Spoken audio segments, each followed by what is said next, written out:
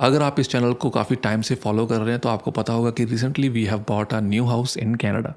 नया घर क्या ले लिया था, बहुत सारी नई प्रॉब्लम्स ले ली थी हमने। वो प्रॉब्लम्स जो धीरे धीरे सॉल्व होती गई और 1 साल से ज़्यादा टाइम लग गया। कुछ प्रॉब्लम्स छोटी थी, कुछ प्रॉब्लम्स बड़ी थी और ये सारी प्रॉब्लम्स ही अनवांटेड थी। उनमें से बहुत सारी चीज़ें मैन्युफैक्चर्ड डिफॉल्ट थी, कुछ नेचुरल थी और कुछ हमने इस घर में आने के बाद पॉइंट आउट की। अगर आपने वो पुरानी वीडियोस नहीं देखी हैं, I would recommend to watch these videos first before you watch this, क्योंकि फिर आप अच्छे से रिलेट कर पाओगे। तो जी ये सारी प्रॉब्लम्स फेस करने के बाद हम एक पॉइंट पे पहुंचे हैं जहाँ पे हमने जाके ये सोचा कि thank God we have bought this house.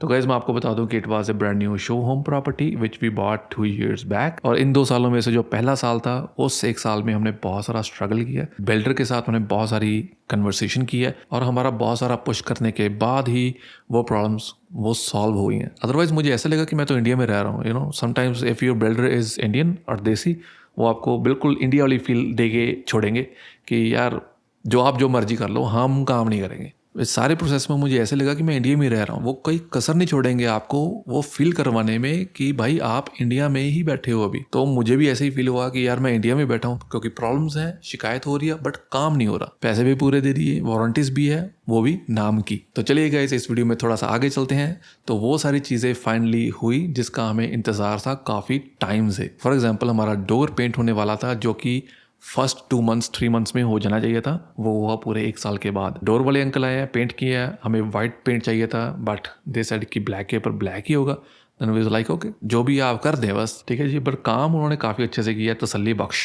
मज़ा आ गया। ये चीज़ वारंटी में थी, they promised us to fix it, तो इसीलिए हमने इसका कुछ पैसे पे नहीं किए। नेक्स्ट बड़ी चीज़ जो होने वाली थी वो थी landscaping. So finally this summer we have got our landscaping from our builder, the management team. हालांकि उन्होंने पूरे 2 हफ्ते लगा दी लैंडस्केपिंग में, but now it looked so good. सबसे पहले उन्होंने ग्रास लगाया है, फिर उन्होंने बहुत सारे ट्रीज लगाए हैं डिफरेंट कैटेगरीज के। तो अगर आप ये जानना चाहते हैं कि ये मेंटेनेंस क्यों की है और कौन करता है, तो guys this community is under a management, जिसमें आपको एक फीस लगती है।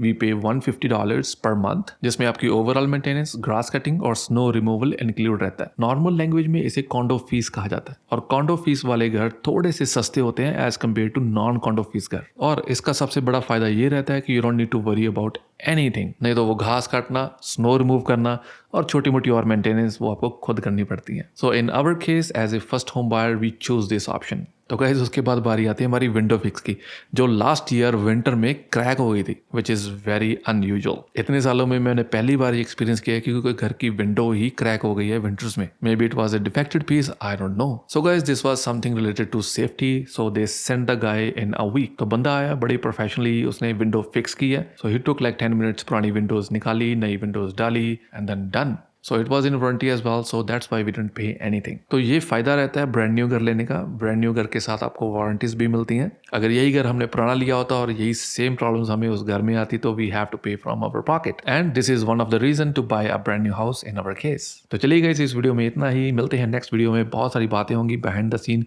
कैमरास के बारे में, वेडिंग्स के बारे में, कमर्शियल शूट्स के बारे में। तो मिलते हैं next video. Till then take care, bye bye.